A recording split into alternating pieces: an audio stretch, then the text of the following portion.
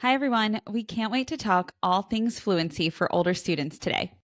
And we're here with Janee Butler. She was a first grade teacher, and she is now the Director of Program Design and Implementation at the Center for Literacy and Learning. And she's one of our friends from the Plain Talk About Literacy conference. So excited you're here today, Janee. Hi, guys. Thank you for having me. Yeah. Well, we're super excited because we can't wait for you to share some practical tips for teachers on how to improve students' fluency. But before we get there, we thought we should take some time to define fluency. So, Janae, what does it take for a student to be a proficient, fluent reader? And how does that change as students move through the grade levels? So it does look very different from grade to grade, right? So when we start at grade one, a lot of the time we tend to focus on just strictly accuracy, right? We focus on the phonics and we try to get them to be good decoders. And eventually we move to a space where they should not be decoding every single word on the page, especially in first grade. That text, is so overly simplified at that stage. They should be able to read that fluently. But then when we get to second and third grade, we see a shift, especially in third grade.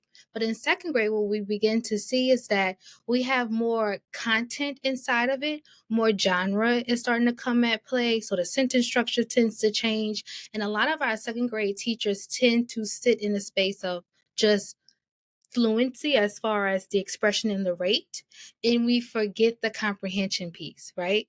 So when we get to third grade, that's when it's just like total bang. Everything is thrown at you. Literacy definitely changed. You begin to see that ship start to steer in a different direction, and you begin to see that students are now in a space where they have to understand genre, right? They have to have some sort of literary knowledge when it comes to just reading. So that fluency is now not just, or that proficiency is now just not based in fluency, but now most third grade teachers will focus on that outcome. Can you write about it? Can you speak about it? Can you have a conversation about it, right? Can you analyze it?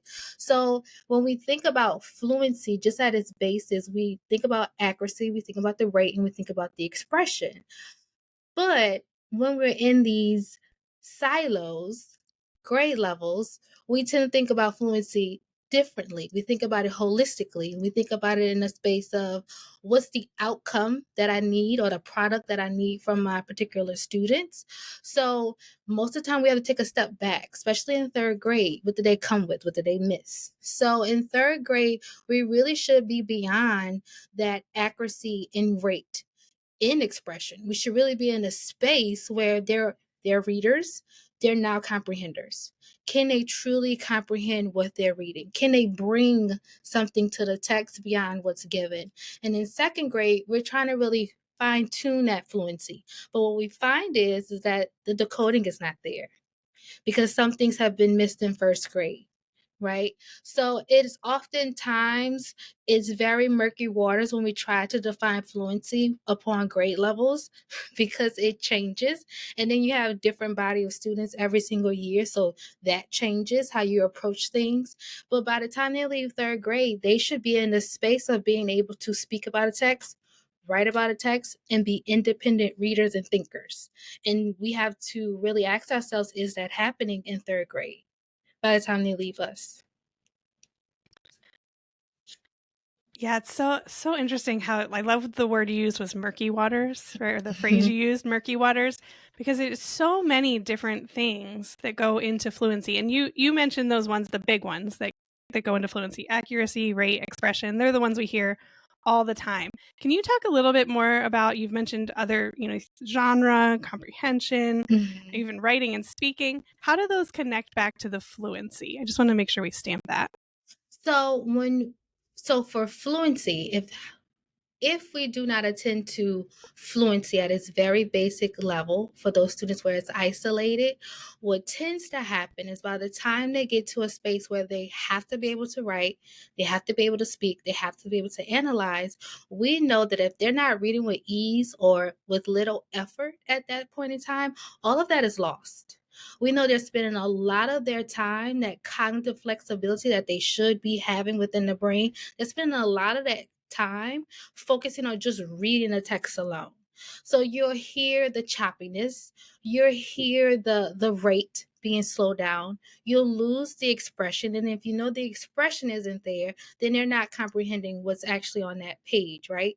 So then when they go to speak about it, they're like, what did I just read? Right? And then you can't write about what you don't know about. So how am I going to be able to write about it? I couldn't even speak about it.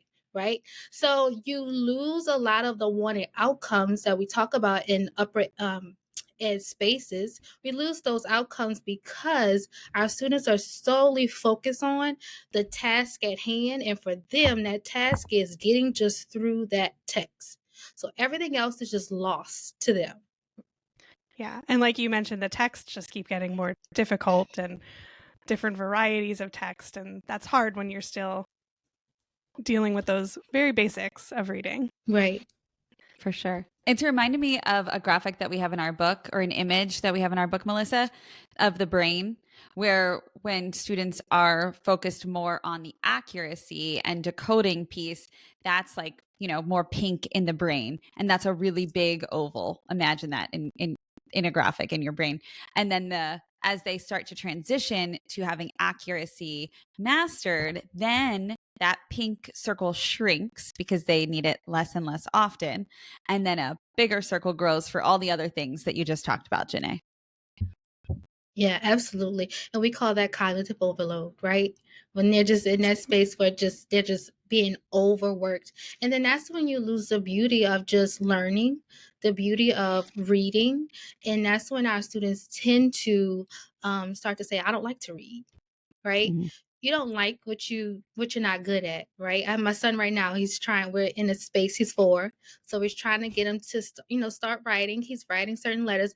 He can read to no end. He cannot, or he does not like to write because he's not as good at it. So that never leaves you. Even when you're young, when I'm not good at something, I don't want to do it. So a lot of our students, that's what happens, especially in your upper grade levels and secondary spaces, middle school spaces. You tend to find your students who have lost the desire to learn because they figure they're not good at it. Mm-hmm. Yeah, absolutely. Lori and I both taught at the upper grade levels. Lori at upper elementary. I've taught middle. We both did high school. So we saw those challenges firsthand. And students come at all different levels, right? There's different things that they're missing when they get to you in those upper grades. So we wanted to actually ask you about the challenges. And we know that it's actually challenges both for the student, like the one you were just talking about, but also challenges for teachers. And we know that because we experienced it. But let's start with the students. I want to dig in a little more there. So can you share about some other challenges that that students face because they don't come as fluent readers? Yes. So in secondary, of course, we can really list out what tends to happen in secondary, right? The need for them to be able to be within a text is very, very significant to their learning at every single content area, right? So we begin to see a lot of those behavior challenges that teachers face, but students face as well. Right? We begin to see the lack of motivation, that intrinsic motivation. We begin to see that decrease within students. We often see a lot of students, because of it, they tend to drop out. Right? And there's many other elements that happens when you're in secondary, because now you are stepping into a space of adulthood eventually, and you are much more aware of your strengths and weaknesses. So when you tend to be in a space of being aware, self-aware of what you can do, it's much harder. It's a challenge for anybody to pull you out of that unless somebody gives you that real attention, right? That intentional attention. And in middle school, what tends to happen is there's a lot going on, right? Oh, And yes, a lot. the hormones are changing, your friend groups are changing, you may have switched schools, there's different curriculums. I mean, I'm in New Orleans, so we have charter networks, and not every charter has the same curriculum.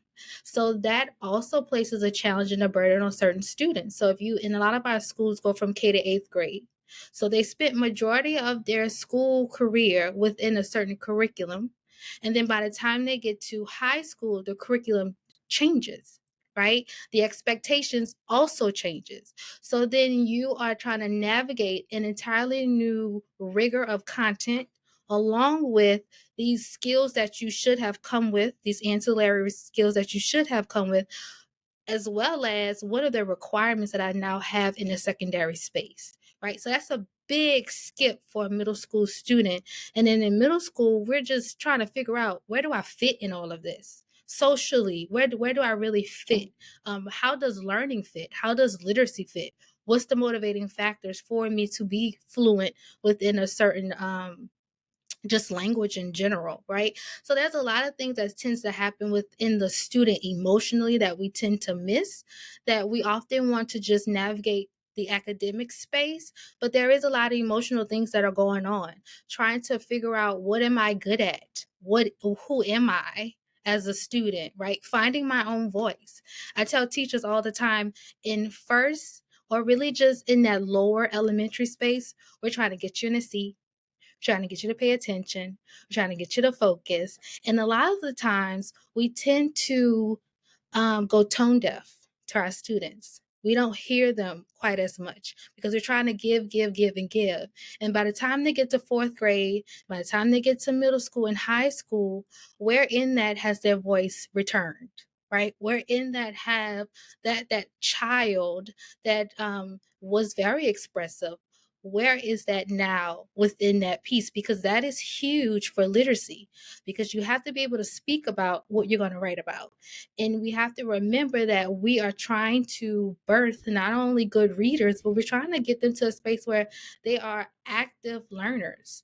They have their own thoughts. They can analyze the text because they have their own thoughts. So I know it's kind of going on a tangent, but we have to remember that they're humans, and we have to get them in a space of understanding what's going on within themselves, as well as the language that they're bringing to that actual literacy piece within context that they're reading, and trying to navigate all the emotional elements that are happening when we're in middle school spaces. When we're in that upper elementary space, we probably have a more handle on our students, and we know what can be the challenges for them. It's more isolated at that point, right? In upper elementary and secondary, it's not isolated skills anymore. Everything is comprehensive. Everything comes together and make that whole literacy journey for them. Whereas in those lower elementary and upper elementary spaces, we tend to have an idea of where they have fallen short in their journey as far as those foundational skills. And we can kind of catch them up at that point. So the biggest challenge that I see for upper and secondary spaces is that they have to figure out, where do I even start? How do I even get the ball rolling to get the student to where they need to be without compromising the actual grade level appropriateness they should be within? Like, how do I not compromise that and still attend to what they really need? And that is the biggest challenge that I think that our teachers are going to have. And for our students, the biggest challenge is that motivating factor.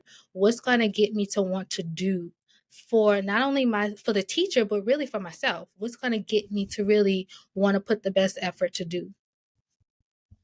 Such a good point. So you're taking me back to my high school days, and I'm just thinking, it does compound. By the time they're in high school, it's just like there's so many things. You're just sifting through sand, trying to figure out, okay, what does this student need to be able to read with accuracy? What does this student need to be able to read with expression, right? Like you're really digging in, but then also thinking about them holistically as a person, because they are their own people. And what are they doing that is to distract you or to distract them from this problem, right? In our pre-call, Janee, you mentioned at the high school level, students often, and you mentioned it here too, but they often drop out. But you said something, you said they retreat into themselves and sometimes even like find something else, right? Like they find a sport or an activity, something else that they can do really, really well. And they use that. And so I think my key takeaway here is like it's just the whole child at that point is really, really important, and making those connections as well as sifting through to get to the root of these reading difficulties, these, what is making their fluency struggle at especially the secondary level. And when we say secondary, I think we can all agree we mean middle and high school, right? Like those upper grades that really do start to kind of build all those issues at hand. And when kids are figuring out who they are, what they're good at, and what they want to do more of and less of. I do want to talk about the teacher challenges. I just think that's really important too. We're kind of alluding to it, but just to kind of name it. So the student challenge becomes a teacher challenge, right? Because there are so many things lacking at the system level. And I'll just name a few.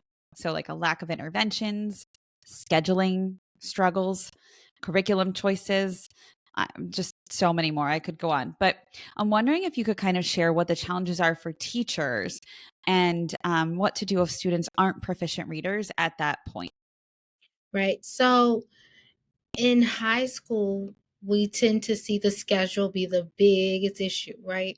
Or do we even have anyone in the building who have the necessary skill set and capacity to teach at those said levels?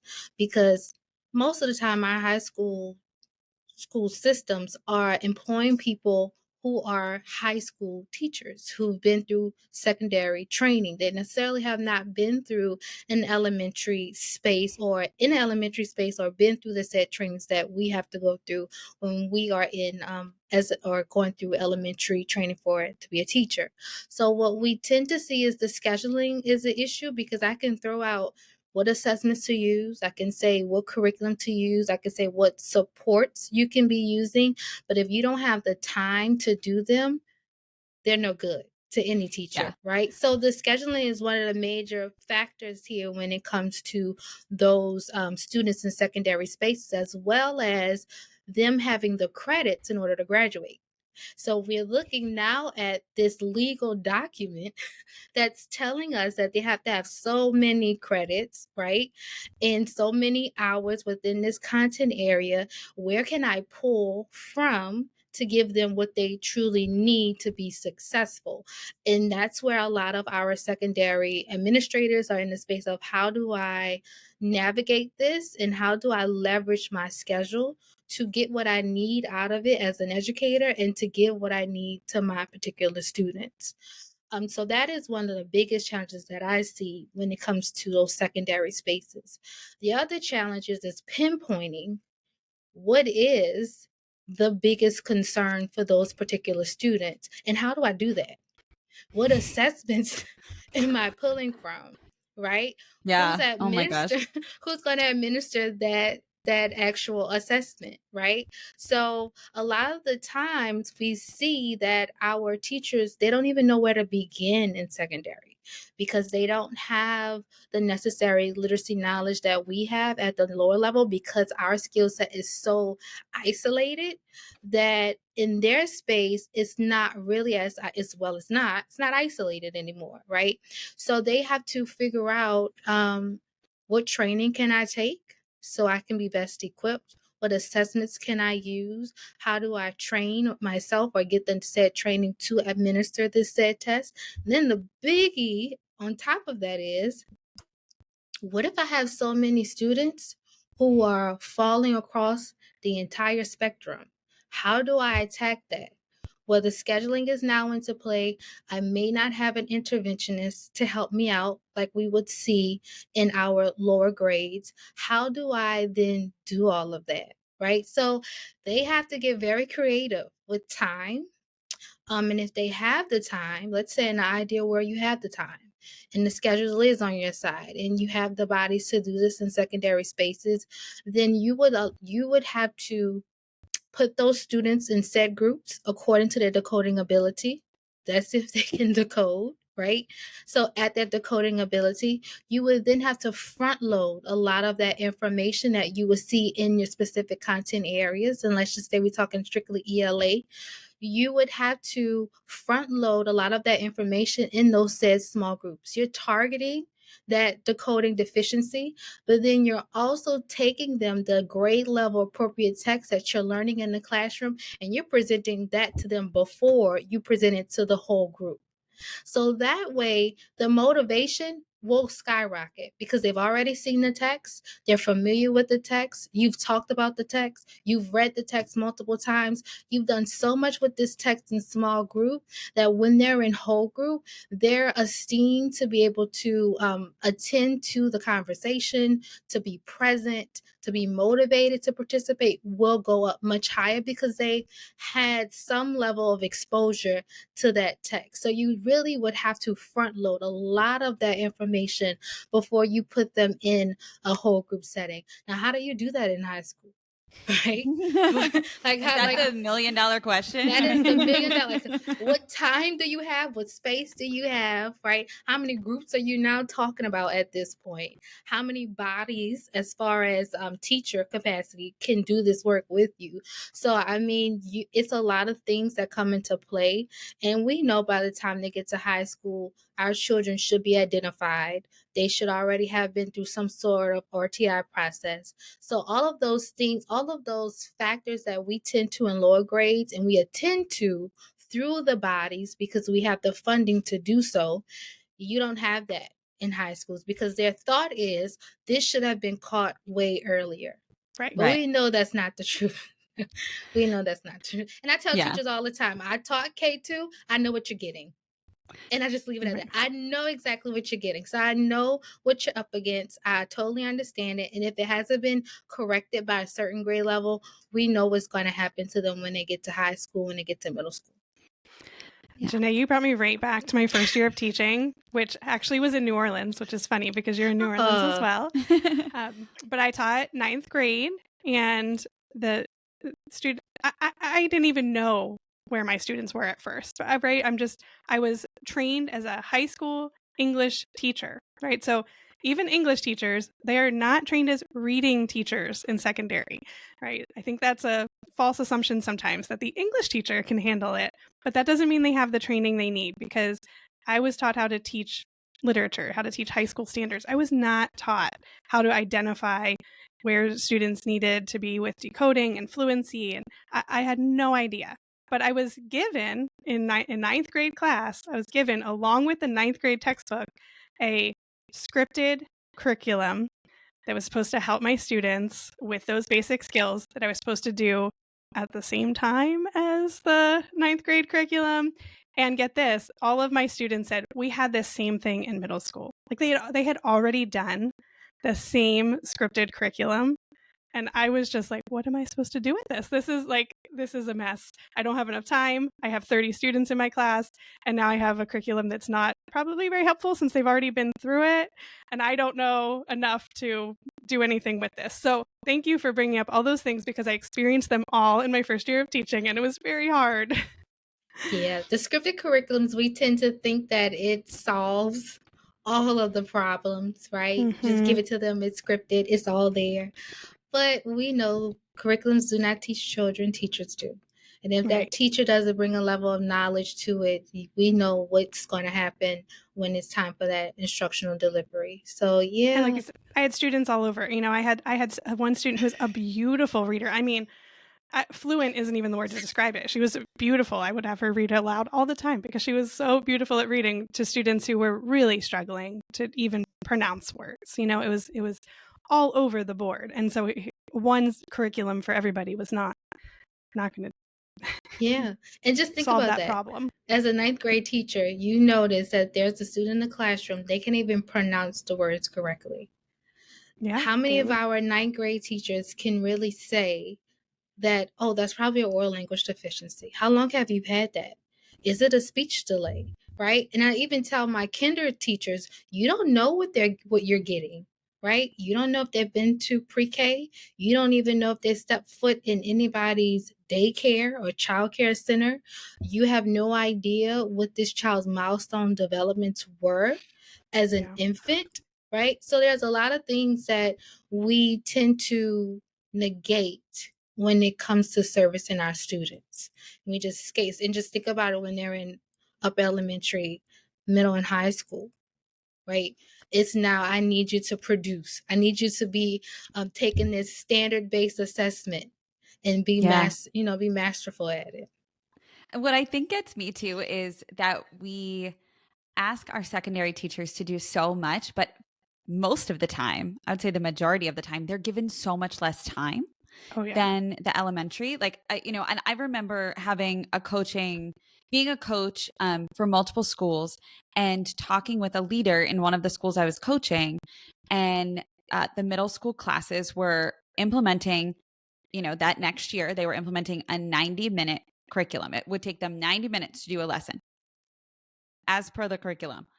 The leader had in the schedule 45-minute class periods. And I said, I really don't understand how this is going to work.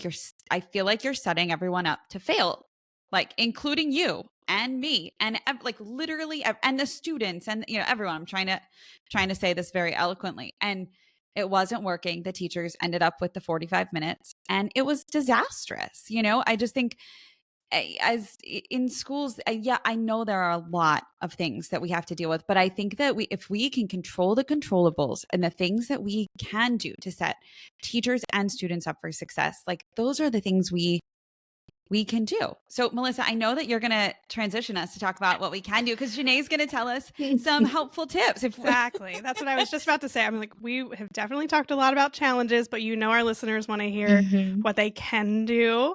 And I just wanted to bring up, I know one thing that, I think all used to rely on a little bit was kind of that whole guided reading leveled text idea where it was like, okay, well, I'll find a different text for this student and that will solve problems. And it probably did mitigate some of those challenges that you brought up, but it doesn't really solve the root issue that we want to solve. So can you share some tips for teachers who might be in this place of having a shorter class time, not really having the intervention that we hope we could have, but what are some things they can do to try and help the students they have in front of them to become fluent readers?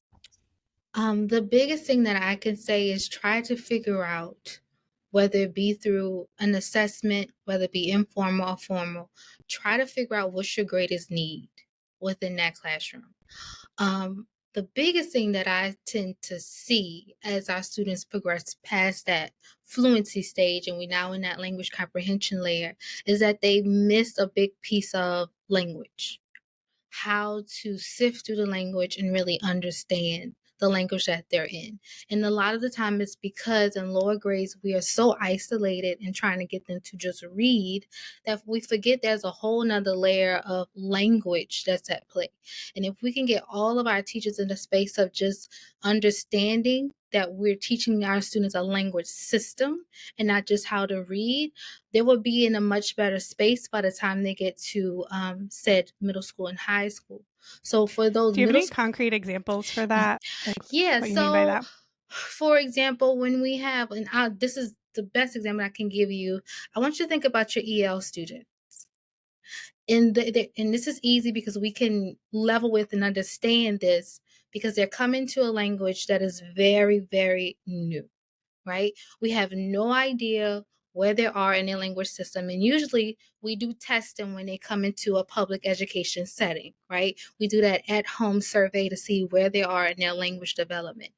And when you have students who's never been in the language itself per se, of course, the reading is hard, but the language itself is hard, right? That oral language development is just hard. So like when our EL students, they're like kids almost, like little babies, toddlers, new in the system, but they're very literal thinkers. I'm I new see to what you're this. saying. Yeah, I'm very new to this language. And then I start speaking to you, or I give you text that has very nuanced structures, or is very pretty and fancy, or I start using terms like, I'm so blue. And you think Yeah. about what that means, and like blue, you're not a color. Like it's very literal, right? Right. And they understand that that's language play. That I'm saying I'm sad, or you are a doll. I'm saying she's nice, and they're thinking, oh, an actual doll. They're very new to the language. So when I don't teach my students the language systems at a very early stage, when I get to high school, what happens? the text is very rigorous. We do not speak how we write. I don't care what anyone tells you. Absolutely. Our students learn language, or the language that the academic language or the academic style of literacy that we see, they learn it through reading. They learn it through those rigorous style texts that has text complexity all through it, where there's different arrangements and orders of your sentence structures. And half of the time, our students have not been exposed to that. So in a high school space, they're struggling to even understand what's going on in the text because it's dense. The sentence order is all over the place. It's lengthy. You have the author's voice in it. You have literary devices that's coming to play. You have so many themes. Content vocabulary. Yes. So as a teacher, I really have to take a step back, look at that text and say, whoa, what's going to give my students the most trouble? Right. And when I usually do so at the center, we do training. And when we would do training for our upper school students or upper school educators, we would tell them to really annotate that text. I don't care how many times you've read that book. You need to read it again from the lens of what do my students now need or what they will now struggle in. So I would get them 3 highlighters. Take those 3 highlighters and have each highlighter be something that you're looking for. Your pink will be the key vocabulary. Your green will be the sentence density and order. Which one of those, or how many of those sentences, or pinpoint the sentences that will give them difficulty. Have your last color be an ancillary for miscellaneous of whatever else you think is going to happen within that text while they're reading it. Show your students that you're doing this, right? I tell teachers all the time, I don't know about you, but when I read, especially if I'm reading a content heavy book, I have notes, post-it notes all through it. I have stuff written in the margin. I have all sorts of highlighters written out. Show your students what it takes. All of those cognitive loads that we go through as a reader, that never leaves you, so that you can do the same thing. But the biggest thing is really taking a step back and looking at how dense is this text for my students. Yeah. What exactly is going on in this story so that they truly understand, or they truly understand what's the author's purpose. How many of us understand what's even the purpose of us reading this today? What content is inside of this that I need to know? What background knowledge I need to know? A lot of us like to jump right into that text without doing any of the legwork to really understand what's going on in it. What will give my students the most difficulty? How am I going to attend to those difficulties? Right? What am Can I going just add real quick? Oh, sorry. Yeah. No, you keep going, Janee. We'll cut that out. You keep Oh, going. what am I really going to do for those students who cannot read at all, right? That I know who have just difficulty just getting past the first page. And you really have to take a step back and really plan and not be such okay, I'm going to just read from a script. You really have to plan. Yeah. Yeah. And I just wanted to add, everything you just said too, I think is really helpful for assessments. Because I think too often in reading assessments, we give them something to read, the questions, and then when teachers are analyzing, we're only looking at the questions and the responses of how they did. But I think analyzing the text of that assessment, it gives you so much more information than you can get just from how they answered it. So much more. And you get a level of engagement that you normally would not get, right? And teachers also want to realize that when they're in middle and high school, you want to start to take a back seat, right? Lower grades, I had an administrator, love her to death. She would always tell us, if you're going home tired, then that means you're doing the work and they're not doing enough of it, right? And in lower school, that's hard to do. They're not independent yet. But in upper elementary and high school, that is very true. At a certain point, you should be able to take a step back. If you've given them all the necessities to succeed, you should be able to take a step back and allow less teacher talk and allow more student talk. Allow that student discourse. And the only way you're going to get that student discourse is if you give them the said things that they need, those tools like annotating the text, being able to recognize, to think about what you're thinking. That's a true thing, So how do you get them in that space to be independent thinkers and doers in your classroom? And it does take a lot of legwork at the beginning. It does, especially if you have students who are not used to that style of teaching. Yeah. I love that. I love that you're the way that just like going home and being like, oh my gosh, if I'm tired, I'm doing more work. I think of it like I think about me as a parent.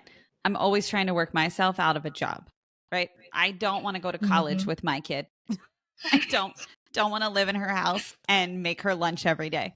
We want to be working ourselves out of a job so that our students are, by the end of the year, those independent thinkers and readers and writers, or at least well on their way, right? In those, especially in those older grades.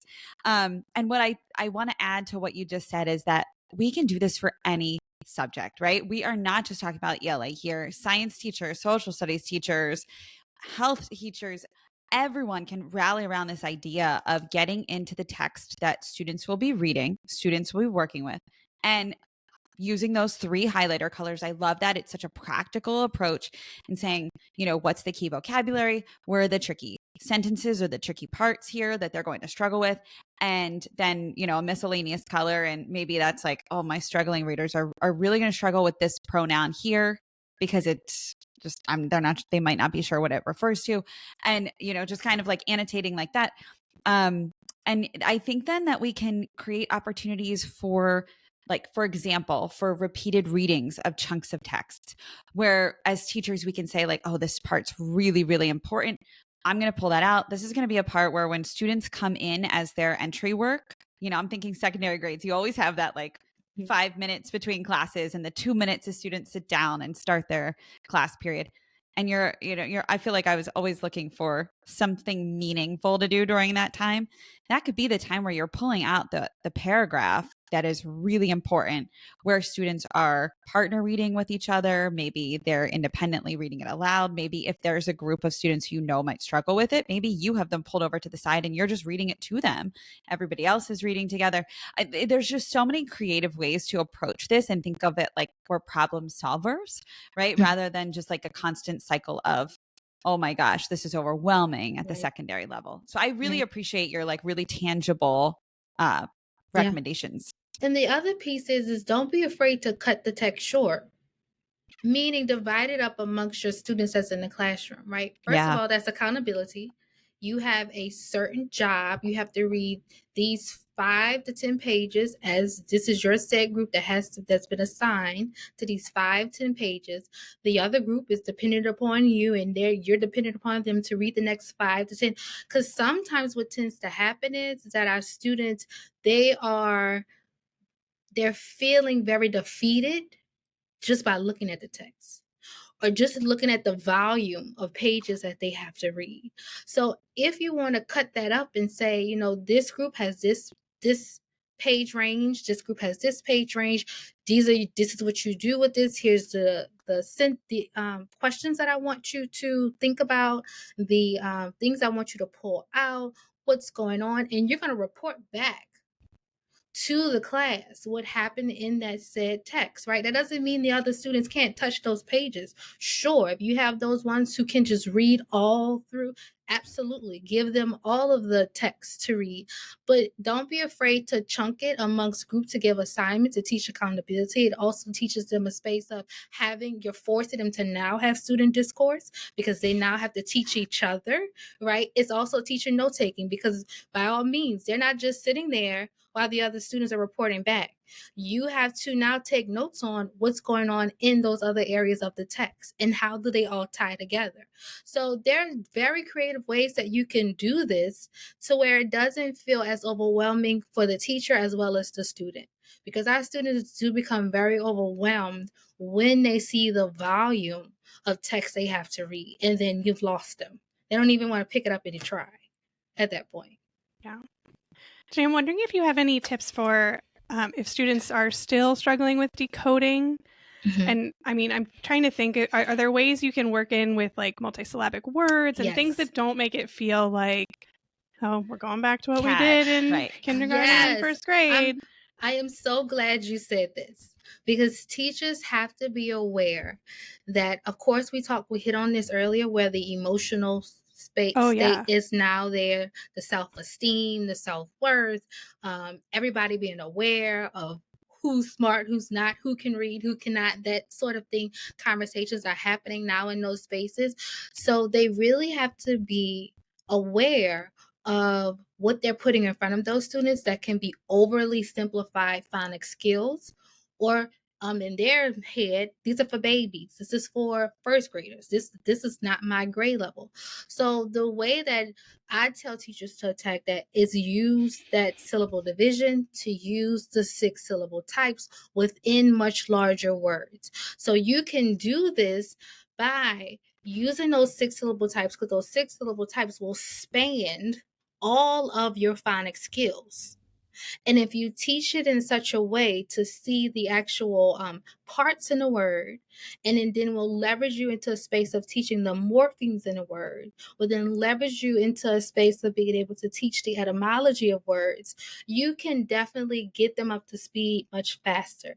Does it take a skilled teacher to do this? Yes. But I would root them in a space of using your 6 syllable types, using syllable division to help anchor them into those spaces. So using morphology. Any chance you have an example of using etymology. One of my favorite books, and I may have it in my office, guys. One of my favorite books, I think you guys may have heard, is it Catherine Grace?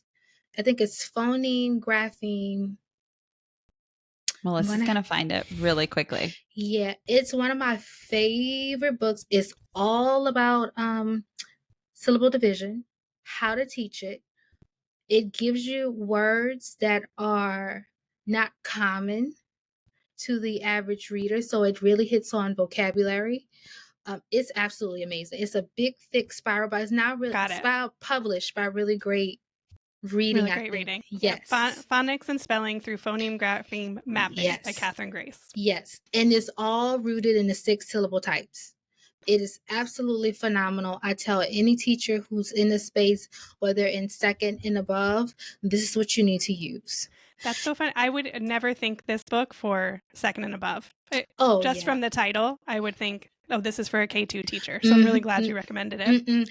The vocabulary, because I used it with a 3rd grade student before, and because he was at a level that was so high, and the vocabulary that's inside of that book is phenomenal. And that's the type of vocabulary that you want to give to your older students, to make sure that you're not in a space where it's overly simplified phonics skills. That is also going to help leverage them into a space to speed up their oral language, to speed up their vocabulary development, so that when they're in said content areas, they're able to get through the text much quicker than they probably would have, or have a better understanding.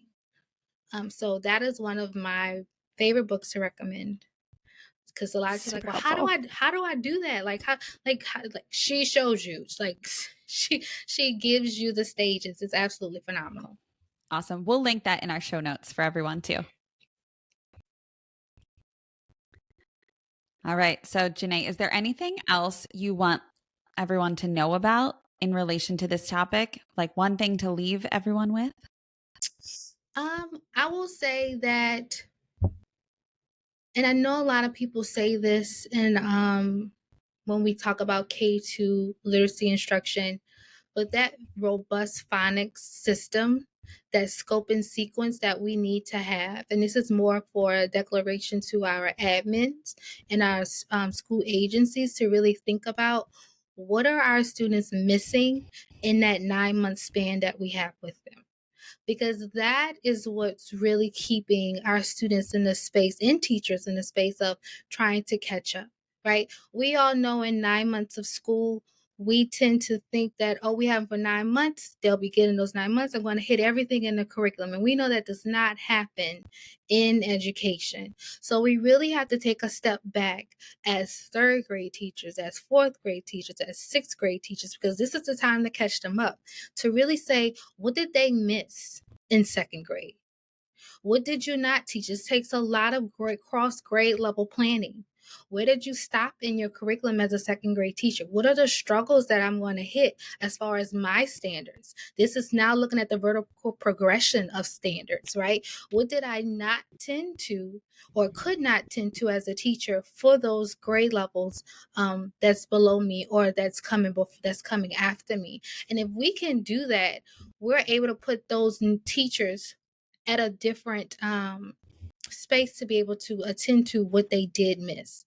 What can I now teach at the beginning of the school year to really focus on that they may have missed, to make sure that I set them up or I put them on a different playing field to be able to do what they need to do in fourth grade at grade level, do what they need to do at grade level in sixth grade, right? And that's where you tend to see the issues, because we know that literacy changes by the time they get to fourth grade. It's so content specific, it's so content heavy. I'm expecting them to pick up a pencil and actually write, now type, right? So now you have an edit layer, I know. right? I have to now write it and then type it. Or some just go straight to typing it. And that's a whole nother conversation. But, so you have to really think about, what are they missing? And it's not something that's taboo. It's not something that we should really put a lot of emphasis on. Oh, the teacher missed it and didn't do this. It's more so of, listen, we had all this to do within the school year. We missed this many days. COVID happened, whatever happened.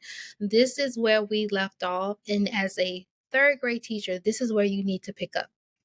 Because if you don't pick up here, they will struggle for you when you get to your later lessons or in deep conversation about rigorous text. They're going to struggle. So we have to have those tough conversations. Admin has to force our teachers to have those tough conversations and to be transparent, because that's the only way our students are going to grow. And it's the only way that as educators, we won't be in a space of trying to spin our wheels much later in their academic careers. In my high school and middle school, I would say give yourself grace and give your students grace. The best thing you can do is to build your relationships. Some of the best teachers you'll find in secondary are the ones who spend time building the relationship. If you build that relationship with those students, you will find they will do more for you than they will do for themselves. And that is the biggest thing that we want our students to be in the space of finding an ally, an adult ally that can guide them through this, especially if they're struggling in certain areas. And I love how you said that it's not a blame of the student. It's not putting blame on the teacher. It's just being honest about where everybody is so that we can help the students be as successful as we can. Yeah. Yeah. And a big plug there for high quality curriculum materials, because when you have those materials, it makes it a whole lot easier to do what you just described. Mm-hmm. And don't be afraid to go find your lower grade teachers, your elementary teachers, and ask them, hey, what screeners should I be using? Some really good ones. You can go on Really Great Reading. They have some that span 2nd to 12th grade if you're looking for a diagnostic decoding survey. Dibbles go all the way to 8th grade. If you don't understand Dibbles, find somebody who does. There's many social media pages, groups like the Science of Reading, what I didn't learn in college. What's Dibbles? Fine, go onto those platforms, join them as a secondary educator, as a middle school educator, join those lower grade platforms so that you can ask those questions, and it's a safe space to ask them, right? So you have other screeners like Rise. So you just ask those questions like, what screeners should I be using or could be using for my older students? And you really want to focus on, can they simply decode?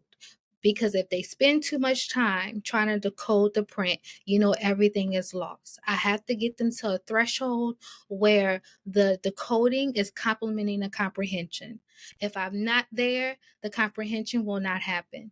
You have to get them to a space of, can they simply decode for me? Can they understand, or can they read rather, for accuracy for that particular text? And if you got them there, then you know that your space that you need to now move through is understanding that rate in that expression and really still giving them that language development. Like, don't lose the oral language development. They have to understand the language. Such a good point. Oh, well, we could talk all day, but we know that you are going to be somewhere soon. Actually, you know what? Hold on. I'm going to start again because this is going to release after that. I just realized. Okay. Okay. Well, we could talk all day, Janee, but can you tell our listeners where they can find you? Are you doing any conferences or anything in the fall or maybe in 2025? Maybe you want to plug Plain Talk coming up. Well, you guys can always find me at Plain Talk. That is my duty every single year. I have spoken at Plain Talk before. I'm not sure if I'm going to speak at 2025, but if you certainly would like to connect with me, I will be at Plain Talk, always in New Orleans at the Hilton Riverside. This year or this coming year, it will be the February 12th through the 14th. Check me on that. We are in the thick of planning. You can always find me, or you can always email me at janee@mycll.org. You can visit us at mycll.org, and you'll find all my contact information there as well. I'm always all over. I'm always at different conferences. We do travel, so if you ever need me to come out and speak or do anything, I am your girl. So I look forward to connecting. Well, thank you so much for this conversation. It's really brought me back to my teaching days, especially in high school, which I haven't thought about in a while. So thank you for bringing up all those challenges that we know teachers are facing, but also giving some really great ideas and resources to be able to fill in those gaps that we know our students need. So thank you so much, Janee. Thank you guys for having me.